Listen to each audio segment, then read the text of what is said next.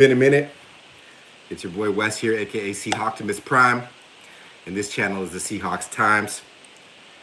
Back at it. Look, if you don't know who I am or what my channel is about, it's purely about football, NFL football. I do love college football as well, but I really love the Seahawks, and I've been a Seahawks fan for most of my life, in my early 40s now. So I've been through a lot with this team, and every year the off season is one of my favorite parts of the year, because in the off season, whether you did really well the year before or you're super hyped on where your team is at, a lot of reality can come to where your team actually is, and it's so fun following the day-to-day progress of the team. This season, this offseason, of course, there was just huge changes. You know what I mean? Obviously, 14-year runs. Carroll was in there for a long time. This is a very winning franchise. I want us to take a step back and look at what Seattle has done, specifically in the last decade. And we have absolutely been one of the best teams in the NFC. Whether you feel we should, hey, how's it going, man? Good to see you. K Soon, what's up? Whether you believe the Seahawks should have more Super, my bad. I'm gonna look at it like this. Sorry, man. Sorry about that. I'm gonna look at it like this. With the new regime that we have right now, I'm extremely optimistic. I'm extremely optimistic. For one, everyone's going young with coaching. I understand that. We followed suit with that. John Schneider, shout outs to you for finding Mike McDonald. That is an excellent hire. And I can already feel that with everything so offensive focused, your McVays, and I know all the other great YouTubers have talked about this, but I'm going to talk about it too. Your McVays, those types of coaches, Shanahan's, etc., blah, blah, blah. Offensive minded, okay? Yeah, we don't quite have the defensive personnel there to make, to say we have a Niners level or a Ravens level defense, but we have the coach. And I feel Ryan Grubb, being a UW fan myself, is going to be able to be the long-term answer for the offense here. And even if he moves on after doing really well, he's going to be able to implement the offense, and I'm not worried about that. But defensively, I'm super excited because I'm a defensive guy. So how long has it been, guys and gals, since we felt like we actually have a threatening, dominating defense? It's been a long time, and that's what really I think I've been missing as a fan. Like, even though we have so much offensive talent over the years, I've really missed that. And not necessarily just the LOB as a whole, but just the overall vibe of a defense that you didn't want to play. K Soon says good talent and now upgraded management and coaching. If we all had was better D, it would be a huge deal. Yes, so speaking of that better defense, let's talk about some of the offseason signings here. Jerome Baker, Tyrell Dodson. I really like that. I think that's a low overhead linebacker scenario in which you have Jerome Baker coming into his he turns 28 at the end of the year. Haven't seen a ton of tape, but I watched some today. He's really he's not great at one thing, but he's really good at a lot of things. And yes, Bobby Wagner is legendary, and Bobby Wagner is one of my favorite players of all time. But you can see at the age Bobby Wagner is, you don't want him one-on-one with speed players in the slot. I think that Baker combined with Dodson can take away things to the sideline. And look at the division we're in. We're in a division where you have to get outside to McCaffrey. You have to follow guys like Brandon Ayuk. You have to follow guys like Puka Nacua. You have to follow guys like Cooper Kupp. You have to follow guys, soon to be Marvin Harrison Jr. likely. This is the type of thing you need, linebackers that can really move. And I think if I want to say this, and this is really weird for me to say, but the combination of Dotson and Baker may play better, not just because of scheme, but because of age, speed, and overall upside than Jordan Brooks and Bobby Wagner did together last year. That's a bold statement, but I believe it, especially when you add it to McDonald's scheme and what Leslie Frazier can coach, they are going to be able to take away some things that have really frustrated us at that position, linebacker. I love what they have done. I love what they have done. Yes, they can cover for sure. Mikey Gaming says, "What's up? Haven't heard from you. Yeah, it's been a long time. Doing well though. Life goes where it goes. You know, I'm not a full-time YouTuber, but you know, I love it, and I don't want the channel to. I don't want people to think that the channel's going anywhere. So there's positive, and I know that's optimistic, but I do believe that those linebacker signings over the last couple days, especially at the cost, you know. If Brooks costs 8 and a bit, you might say, why didn't we just keep Jordan Brooks? Because Jordan Brooks is not exceptional in coverage. Mike Macdonald wants guys that are better at coverage and just really good at tackling, but they have to be better at coverage than anything else. Let's see. I'll get into Sam Howell soon here, Mikey. Mass Temple says, only issue with Baker is he's getting bullied in the running game sometimes. Yes, that's a good point. And I think Dotson will struggle at that and sometimes too, but you're going to have so much more aggressive scenarios in which you can see guys rally to the ball and make tackles. And I just think I think that Bobby and Jordan were not put in good positions for their skills, their strengths. Let's see. But you're absolutely right. Those guys aren't as beefy as who we had last year. So maybe that does affect some of the run scenario. However,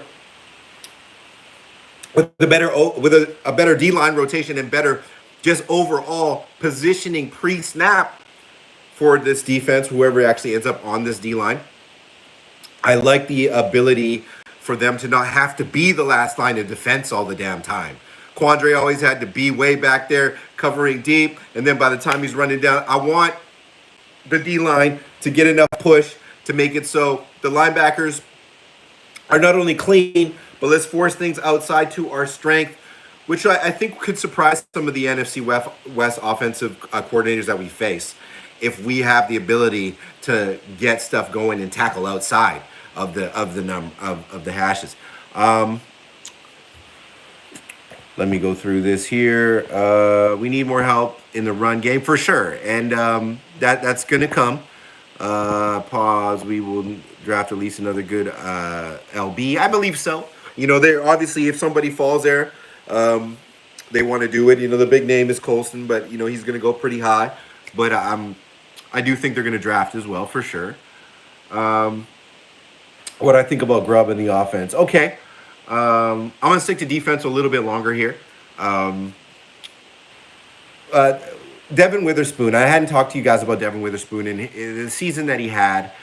I was really hyped on Witherspoon as a draft pick and the upside. Yeah. But I went to a couple games this year. I don't know if I've ever seen a player play with that much passion since a guy like, you know, I'm going to throw out big names. And I'm not saying Witherspoon's a Hall of Famer. Yeah, you know, Sherm is a comp, but Brian Dawkins, Ray Lewis, what other names come to mind to me? Bob Sanders, you know, he's not like a Deion Sanders type personality. Witherspoon is really his own thing. He plays with so much energy that I believe he is the true cornerstone of this defense and one of the main reasons McDonald came out here.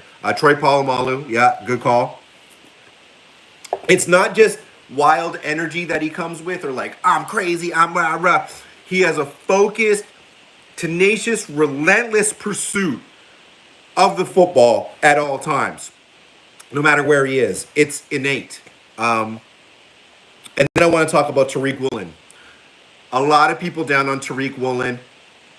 I get it. He really struggled, really kind of took a step back in what I thought was his comprehension of not only tackling, but run defense, etc. But he's one of the best cover corners in the NFL. And yes, we would hope that McDonald can teach him how to tackle better. I know there's the shoulder thing there. He hasn't played football for a long time.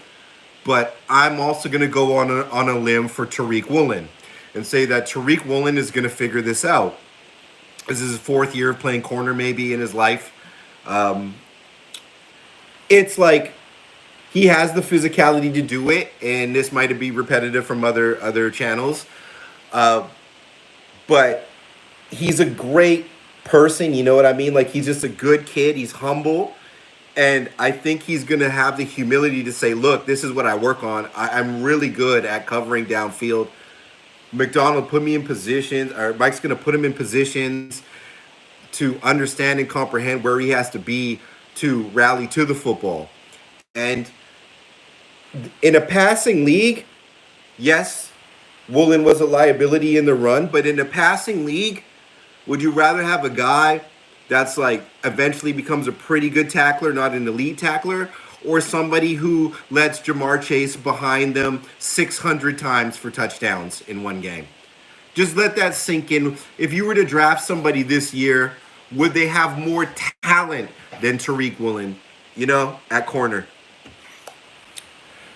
Yep. We're all on the same page with that. And that infectious ability, like you said, of Witherspoon, absolutely soon is going to, I think, continue to create the swag the team needs. And that's another thing. So let's get inside there. Leonard Williams. That was a must sign for me.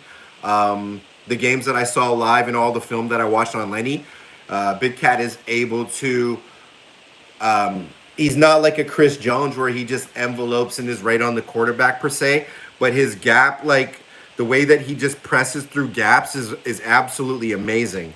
And if we are able to generate edge pressure this year with Cheddar and with Nwosu, Mafe, and whoever we draft, and Hall just even takes a step forward in run defense, I like this. I don't think it's a top 10 scenario, but I like it. Yeah. Yeah, Mikey, Reek's cover numbers were absolutely still phenomenal. I watched a lot of film, and he really is able to take away almost anybody in the deep. You know what I mean? D-line, Mike Morris. I know it was a small sample size. Just saw him a little bit in preseason, but he looks good. He looks good, and I think he needs more anchor. But he looks good as that kind of like maybe develops not into necessarily like an Arik Armstead level guy, but something just below that with maybe a little bit more range in terms of speed and length. So I think that's promising as well. Draymond Jones, he wasn't bad last year. He wasn't worth the money, but he wasn't bad last year. And I think this scheme, though, McDonald seems really good at getting players and putting them in positions to play to their strength. Derek Hall, that's up in the air for me. I love Derek Hall. I love his story. He's a survivor from birth. I think he will just gradually improve. Boye Mafe, I think, is a star player, soon to be a Pro Bowl player. And Chetta is underrated as well. So that D-line and the OLBs and that stuff, that already looks better than I think a lot of us are giving it credit for. We had our problems. Darryl Taylor, suspect signing in a lot of ways. We're all kind of out on DT in a lot of ways. But as a situational rush guy, that's okay. Let's just not have him in positions where he has to be the every down, trying to chase down freaking all these star running backs and stuff. That's nonsense, but I think they brought him back on the cheap for a reason. We'll see what happens there. Mikey says Draymond, I don't think was in the right position that fit his style because of our injuries, and that's factual. I don't think he was lost, but I don't think he was able to do what he's really good at doing, and that's rushing and getting in the backfield. That's absolutely true. Give Mike McDonald a chance to work with DT. Yeah, absolutely, we're going to. And I'm just excited about his overall ability to manufacture really interesting disguises and all sorts of cool stuff pre-snap. And you just don't really know what's going to happen when his defense lines up. And I think we have the personnel already to improve defensively. I do. I think we can be a better defense than last year. Not just because of Mike McDonald, but because some of these players are really young. And they're still young. And they're still going to get better and acclimate and see things better because they've seen them before. It's all about repetition that way. Anything else we want to go over the defense? I know there's lots. We can go into depth into people we want to look at in the draft and stuff. I've done tons of mocks. I've done tons of film study this offseason already. But yeah, I ultimately believe that the defense, I'm not saying for sure will be better, but I definitely believe it will be better based on the staff the ability to generate more pressure with Mike McDonald and the youth. And this is no knock on the legends that have been here. Shout outs Bobby, shout outs Quandre, shout outs all those guys.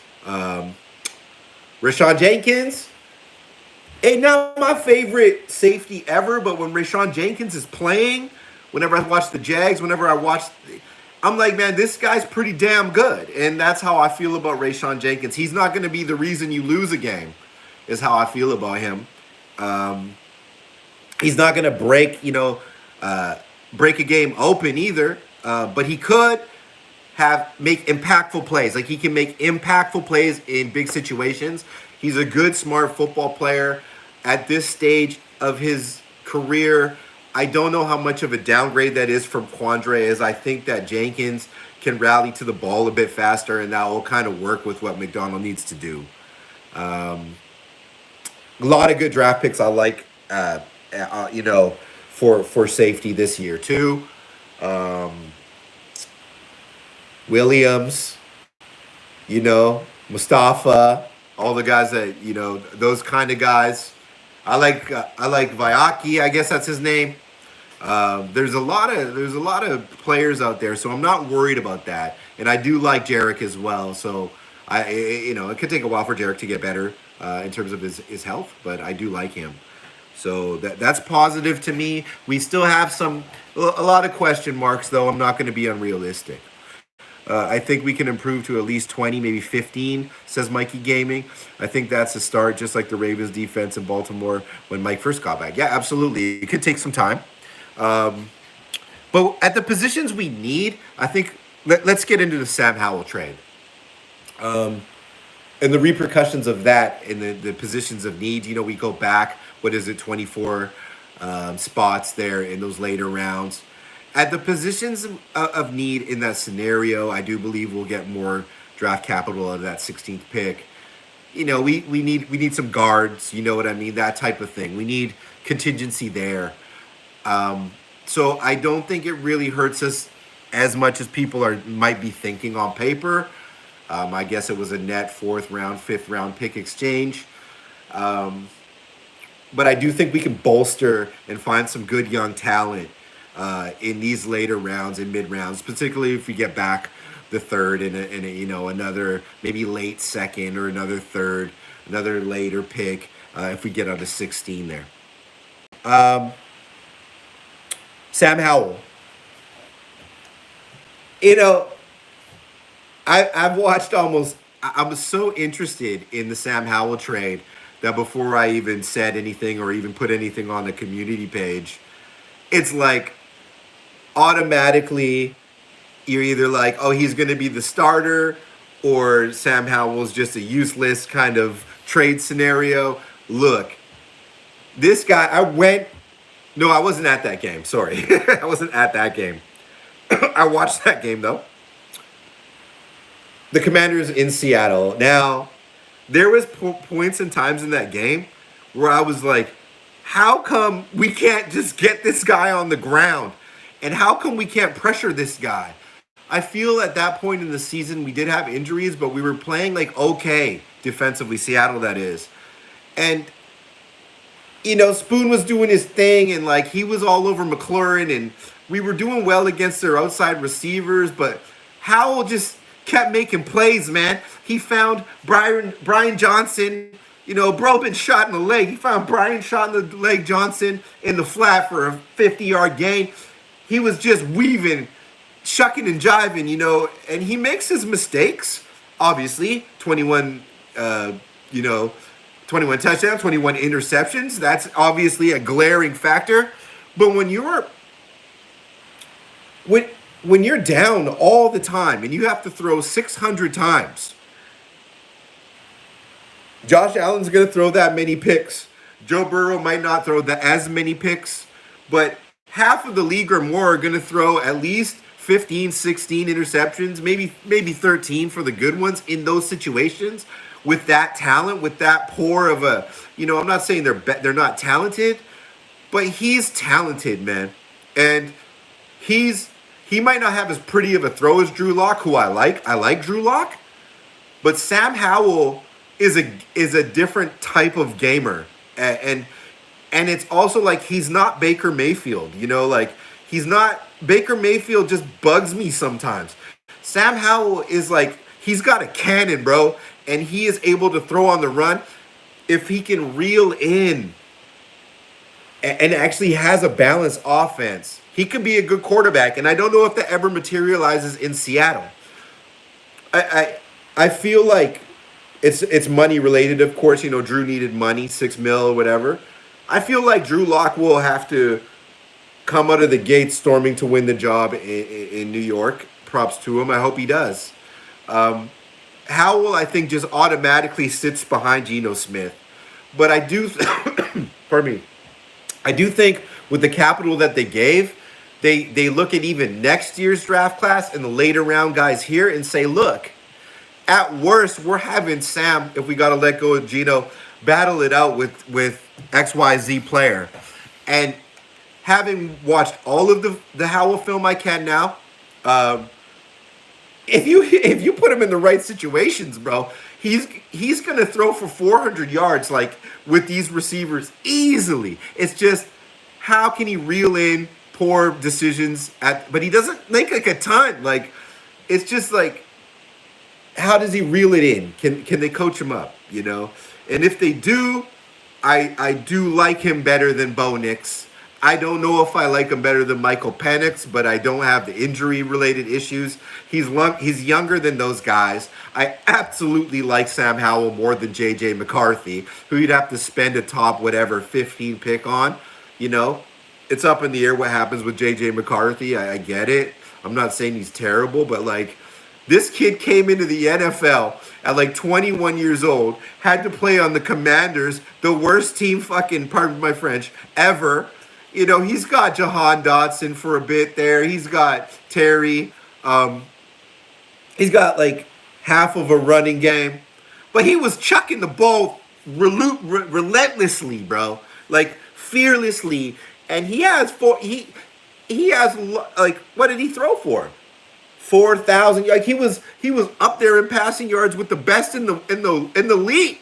He was in the top 5 in the league. If Sam Howell did what he did last year and only had 14 interceptions, dude, we'd talk about this in a whole different light. And I get it. Yeah, they wouldn't be trading him. I get it. But we're a different team. We're a spread concept team. We're different. So we'll see how that pans out. But I like it. I'm not saying he's going to win the job against Geno. But yeah, 600 passing attempts, like Mikey said. That is nuts. Yes, Howell ran all over us, but just in that game, he just had a crazy, ability to control and move sticks in that game that I thought was professional. You know what I mean? So, yeah, that's weird to me. It's cool, and I think for the money, it's fine. What's up, brother man? What's good, brother man from SciGen? Good to see you. Thanks. Good to see you too, bro. Mikey Gaming said, I think he can improve because Manning threw for 28 in his first year. Yeah, I put a graphic on my community wall there, guys, that shows the first however many games of these guys' career. Howell's first games, because he started a little bit at the end of last season, and Josh Allen. And it was identical statistics, man. No question. Allen was running for a bit more, but Allen had as many interceptions, same amount of touchdowns. That's crazy, and the Bills at that time were better than the Redskins. I'm not saying he's Josh Allen. Don't get it twisted. I'm not that. I'm super optimistic, but I think the kid could be good, and they will not, hedge the future on him. But they're also not going to hedge the future on J.J. McCarthy if you can get freaking whoever, man, when you're at 16, or trade back, get more picks. And bolster the trenches and pick a dynamic player at any position, a really good player that for sure is good. But you do not know that J.J. McCarthy, Michael Penix, Spencer Rattler, Joe Milton, Bo Nix, you do not know if those guys can throw for 4,000 yards or any amount of touchdowns yet in the NFL. But Sam Howell could do it with the Commanders. So I'm rolling the dice, and I like what John did there. That could have been a sneaky move.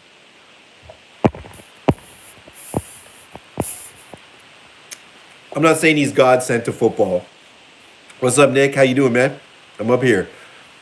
Way better than Fields? I don't know, but Fields is not going to run a spread concept offense. I think Howell's a little bit more fearless and maybe let's go with the ball too soon. But Fields will just hold the ball too much. It's kind of like an equal gamble in a lot of ways. But Howell's not coming into money. We got him for $1 million a year for two years. That could end up being, if nothing else, this is a fantastic move to get a backup quarterback without sacrificing big draft capital to do so. Yeah, so definitely like Troy Fatanu for sure. I would love a pick like that, just something that I know is going to be just concrete, solid. I wouldn't go at 16. I'm not taking like a Chop Robinson or a Dallas Turner. I'm sorry. If I stay at 16, it has to be a level of a trench guy that I love to that level or something falling. We're not doing Brock Bowers now, not with that capital. Love Brock Bowers. But a Fatanu level type of guy, if I felt like I have to do this and I can get it at a couple spots back, right? Because what do we see now is the holes, you want to upside linebacker, young linebacker, but you're not going to take that super early now that you have what you have unless it falls. But you need trenches. You know what I'm saying? We need a bit more edge, and we need a bit more DT depth, and we need some offensive, some trench work. And yeah, he does love to trade back. Yeah, good to hear you like that Howell trade as well, Nicholas. I'm trying to just explain what I think it is. I don't think it's the be-all, end-all, or should be an overly discussed. I guess it's exciting in a lot of ways, but I'm going to temper my expectations. But the underlying feeling of big upside is definitely there. I was saying to these guys before you came in, without the 21 interceptions, do you feel that if it was even a number under 20, that our perception of Sam Howell changes? I think Snyder sees that, looks at all of those picks with Mike McDonald on film, and they're like, man, no wonder he threw a pick, man. He was down 30 for 3/4 of a game against an elite defense, and had to throw to try to wait for Terry McLaurin to get open. Or Curtis Samuel. Shout outs to those guys, but you know what I mean. I didn't want Fields in the Seahawk uni, especially when Jimmy Graham said that reminds him of Russell Wilson. I want to start anew. Yes, I think it's just cool to like have a whole new approach, because like Fields, even if he gets to this magical pinnacle, is kind of like more of a Wilson style player, isn't he? I like Justin Fields. I think he could be great, man. But what we're trying to do is kind of get just a little bit more savage and just pepper the shit out of teams. And then if they feel that they can try to cheat, we can beat them with run and beat them with K9. I see what it's going. And I like the fact that we're looking at QBs and why we stuck with Geno because of that type of vision. I'm not saying Geno or Howell are the long-term answer at quarterback. So don't go crazy about it. Yeah, and it has big upside. I do think he has big upside. So I do like the Howell trade. We didn't have a ton of draft capital coming into this year anyway. I do think it's very deep at offensive line.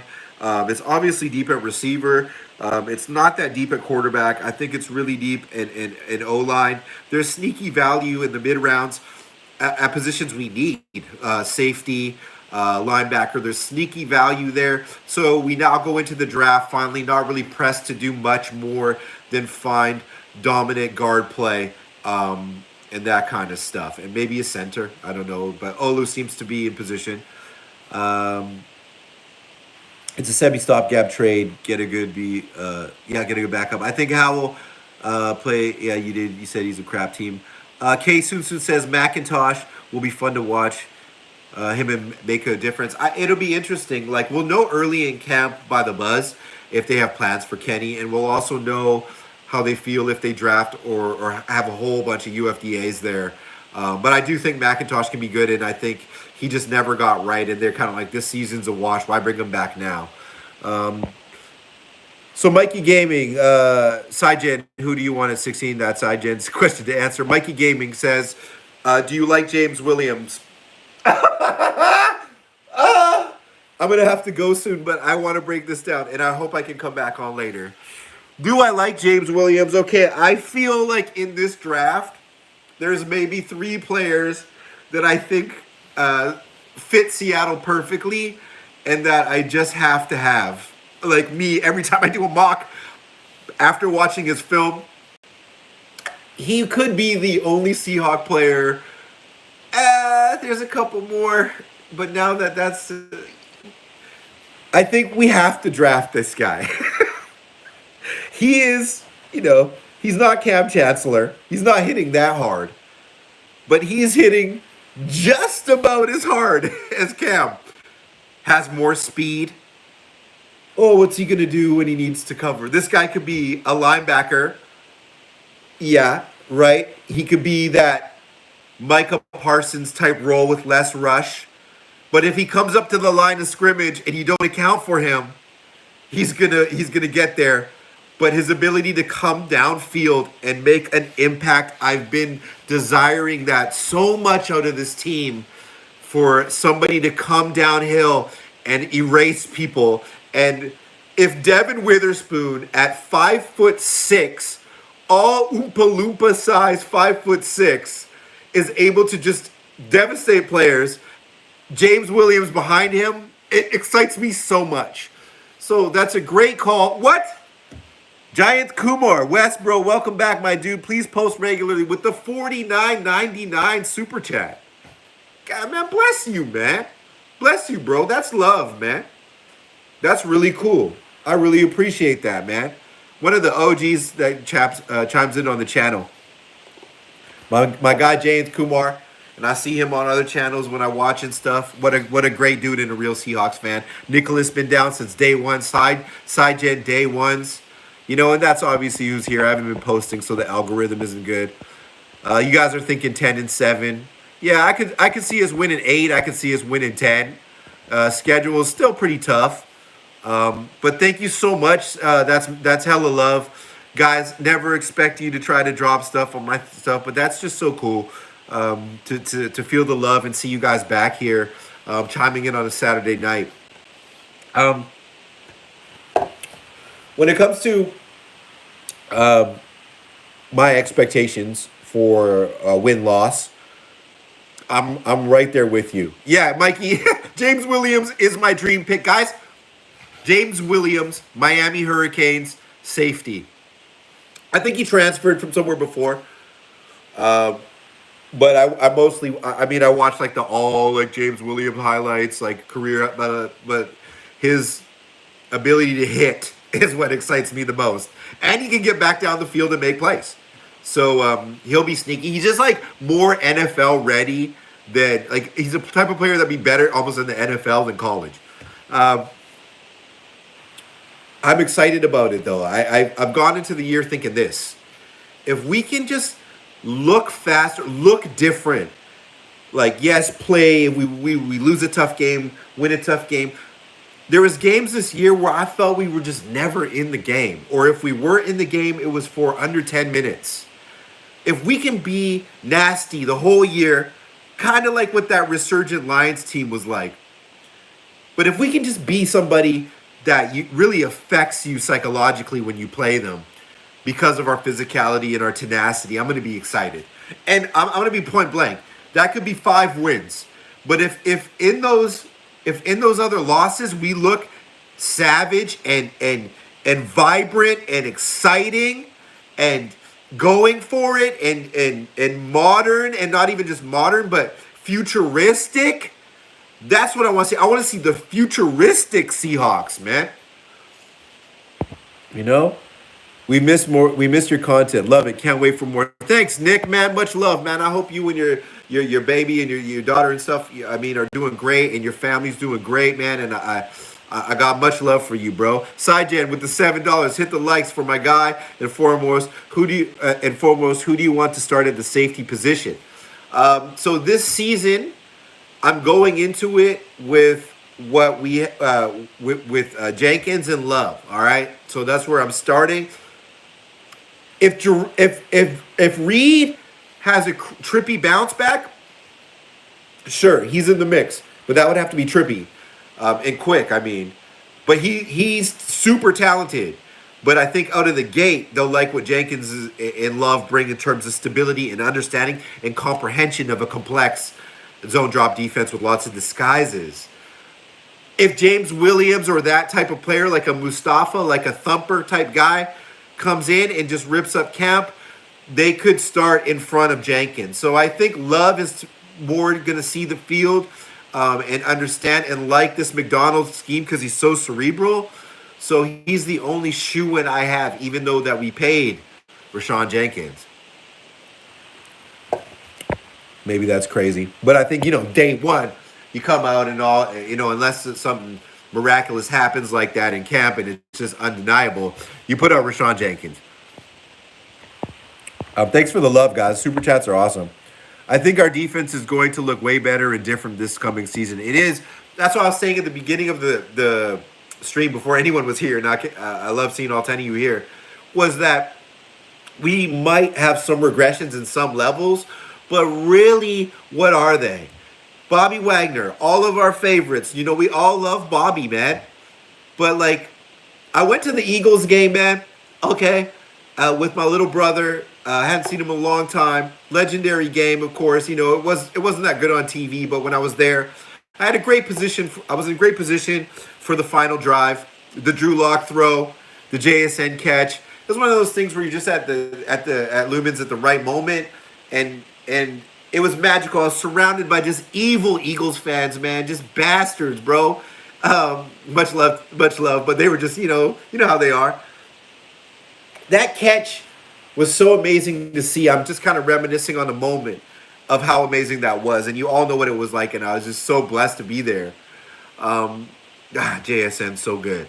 But in that game, I also had a lot of visibility. We were down there, kind of mid-lower, of the defensive sets for Seattle, and Jalen Hurts was being really conservative in that game, and they knew. Yes, we won that game, but they were able to methodically pick us apart with slow, drawn-out routes all over the center of the all over behind the coverage or in front of the coverage of the linebackers or right behind the safeties, which has been that way for years.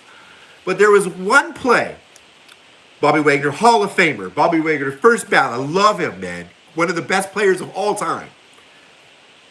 But age has no, and time, pick your proverb. It was Goddard or someone like that.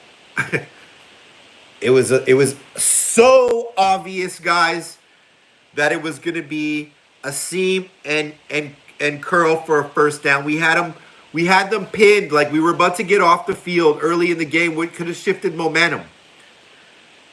I know Bobby wanted to be able to diagnose it and get there, but he just didn't have the speed to get to that tight end in that seam, or to get or help with Smith running a quick crosser.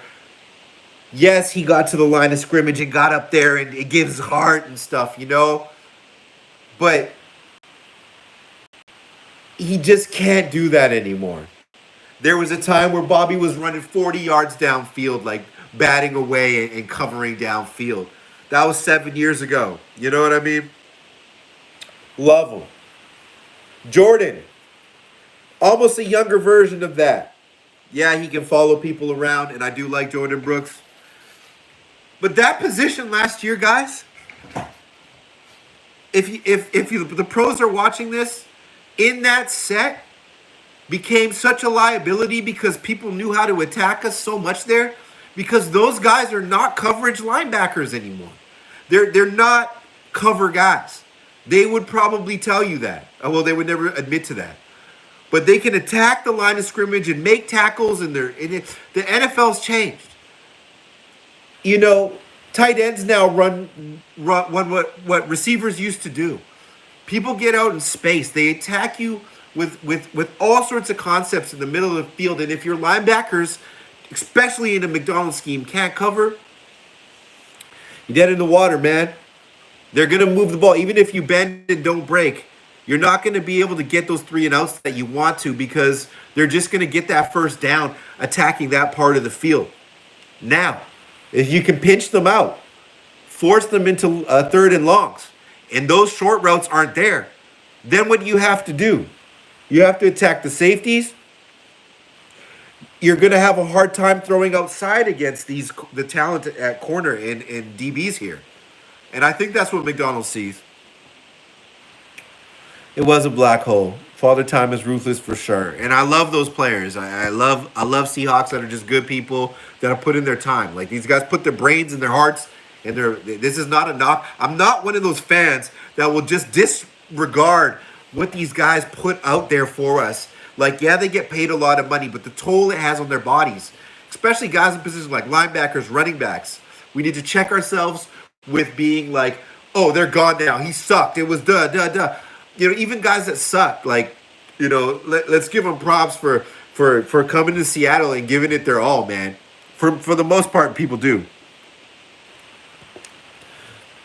I agree. I love me some Brooks and Bobby, but yeah, 100 about the new LBs. Robin L says, yeah, I agree with you, man. Or you agree with me? Thank you.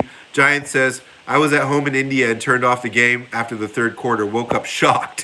Father Time is ruthless for sure. Yeah, it's shocking. But I saw that all season.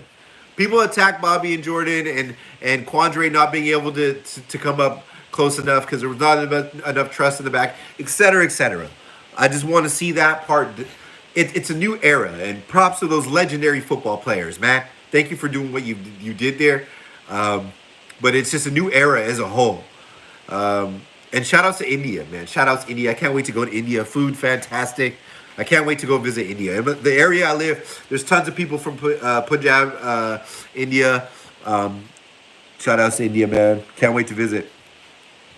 Nicholas Newton says, we will miss Bobby, but Father Time definitely isn't in his favor. Yeah, it is. Bobby crushes against the run, but we need more. Yep. And he's a great captain. You know, he's a great leader, one of the greatest of all time. He'll get your defense set up and stuff like that.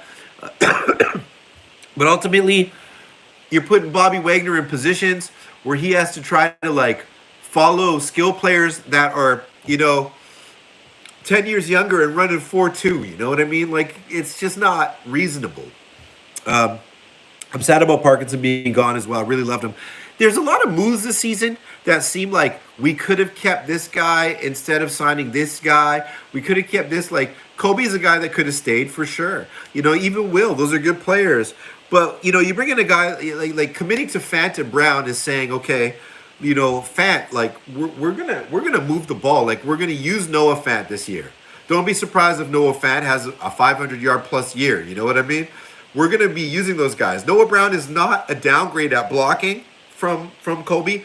He's just not the hands guy, but he can do it. But I think they have, like, parallel stats, even though I think that Kobe is the better receiver overall, if targeted more. I believe that Pharaoh Brown is a better blocker than Kobe Parkinson. So it's interesting that way. Been saying for years, move no threat to Lockett and let him retire a Seahawk. Yeah, so I'm so happy about Tyler. I think because Tyler still has juice. That's why they kept him, really. Is also like, yo, he can still play. Such an emphasis just to reset the personnel. Interesting point on Lockett, though. Like, you know, keeping Lockett or Lockett choosing to stay, it's one of those types of things.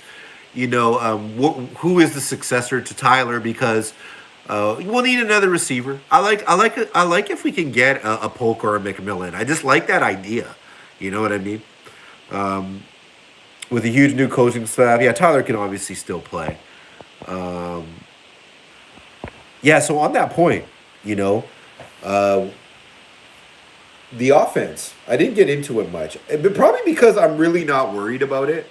A lot of people are kind of thinking like, Grubb comes in, he's young, he has no experience, et cetera, all these young coaches. Ryan Grubb is the type of dude, I think, that could have been kind of like maybe the steal, at OC. We'll wait to see. Um, I'm not skeptical at all about Grubb. I think Grubb is going to do more than enough to get guys open. It's going to be about execution more so than it was with Waldron. I thought Waldron just got stale. I think the NFL caught up to his play calling and his, he didn't use enough of the motion that he needed to do to free up guys. He didn't trust guys enough. Robin L says Joe Milton in the third. I'd take Joe Milton in the fifth. Um, I you could win by drafting Joe Milton though. Back to Ryan Grubb. Ryan Grubb, he's not going to go super pass happy like you think. We've got great running backs. The balance will be there, but what both this offense and this defense are going to do is they're going to attack what you're really, really weak at relentlessly on both sides of the ball. And let's not sleep on K9 and Charbonnet, man. We were not opening holes. So that's where the O-line, as you guys know, is so important. Can we get to a dominant and deep O-line scenario in which we can unleash K9, really make defenses have to defend him, and have a lot of receivers on certain sets, a lot of different hands, and guys just open. Gino can hit those guys. Even Sam Howell can hit those guys. I'm not saying that we're going to have a top 5 offense, but we could be top 10. We could be top 5. My man, great to see you again streaming. Glad I caught you live. What's your take on the state of the Hawks? Hey, Eric, been on here for a bit. Optimistic as usual. Could be an 7-8 win team. Could be a 10-11 win team. We'll have to see how it shapes up. I think camp is going to be really important this year, and how people adhere to Mike Macdonald's message.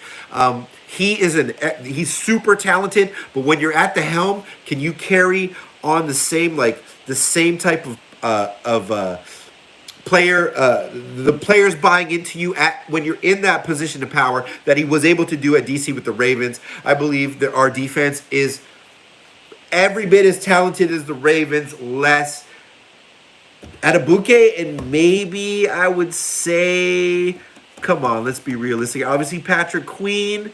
They have Event and Clowney, but when I look at the pieces, Stone is okay. I think he was a lot of the reason, and the players buying in was a lot of the reason that they were so good. And I think he can do that again here right away. I don't know, but I'm really excited about that. I do love the core pieces of the offense. I do think we still need to find, who doesn't, that Patrick Mahomes type guy. Like, they don't come around once in a decade, but I do like the moves so far. Great to see you, Eric, my man. Much love, man. We need to scheme better on both sides. Yep, I like that. And I think both of these coaches will bring modern and innovative schemes. And by modern, I don't mean you can change what football is. By that, I just mean exploiting weaknesses of defenses, not going away from what's working for you. If they want to give JSN this type of route, or DK this type of route, or Tyler this type of route, or leave K9 open in the flat, or leave Noah open over here, and they just want to keep doing that, the defense, then just keep hitting it until they try to stop it. That's what this is about, You think Bradford, and balance, of course. It's not all just throwing. You think Bradford can improve? I do. I do think that they like Bradford. He's super young. He had some moments. He's not the best in pass pro, obviously. He's probably not even good. He's bad in pass pro. But he has the physical tools, and hadn't played a lot of football. I think he will be more physically gifted than anyone that they bring in there at right guard. But he could also just be a good backup and swing player that can just do things when you need him. Is he gonna be a star? I don't know, but I don't know how they view him either. The draft will say. Bobby, I'm just obviously sad he left Parker because he's a legend, and I would like to see him retire in Seattle. So I hope he signs him one day when it's time. But I feel good about the fact that we needed more coverage players for especially our division, and who we have to try to stop, right? And Bobby just wasn't there anymore in terms of that. Yeah, he had some good moments in coverage as usual. He's able to diagnose plays, one of the greatest of all time. But he was just heavier now, and that's just part of the sport. And when you've been watching football for me 30 plus years type thing, there's so many legends come and go, and you're just grateful that they were there. We need a good new OL coach too. I think we got one, man. The coaching and the youth and the coaching. The only one that was retained was Carl Scott, DB coach. That says a lot to me about Scott, so I like that.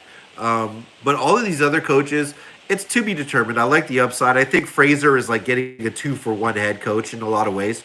Not that he'll try to get in Mike's way. But I do like all the little position coach, the not little, but it's all major, but the position coach moves that were made, and coming from the belief that, hey, these guys can grow together. Yeah, Huff is OL coach, who's done great things before, but I think you need more contingency there. We don't know what's going on with Lucas, so I do like the fan signing. I think that was smart. K Mac, we all love the upside of Kenny McIntosh. We all love the upside of him. I just don't know if there was like a weird, more serious injury, if he did something or he got out of favor, but he never got to see the field after looking dynamic on that one scrimmage play and stuff. And he's obviously got the talent. But yeah, I love Kenny McIntosh. I hope he's the third. I hope he's why DJ Dallas left, in the sense that he has that upside to be more than Dallas. And Seattle has always really needed that, has needed that. I think all teams could really use that third down guy with a little bit more upside than the third down guy. And that would be huge because he's young. He was taken in the 7th round last year and, had great production at Georgia. He was like one of the best running backs in school when it came to passing and catching yardage totals. So I don't think you just throw that away until you see what you have.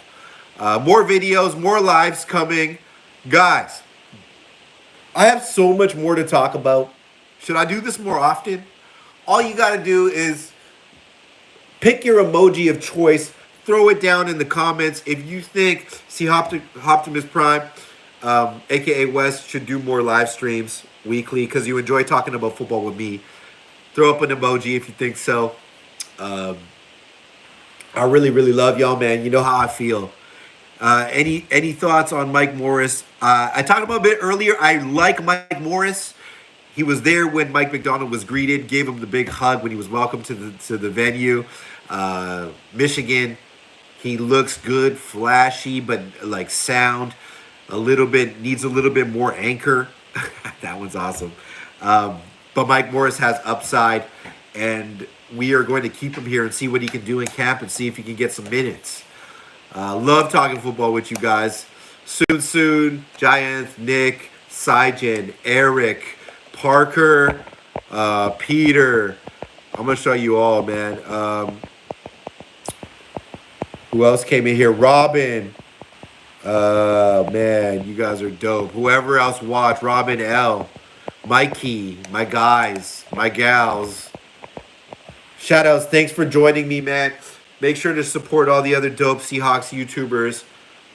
Brendan Nelson, Brandon Kane, whoever else you like, man.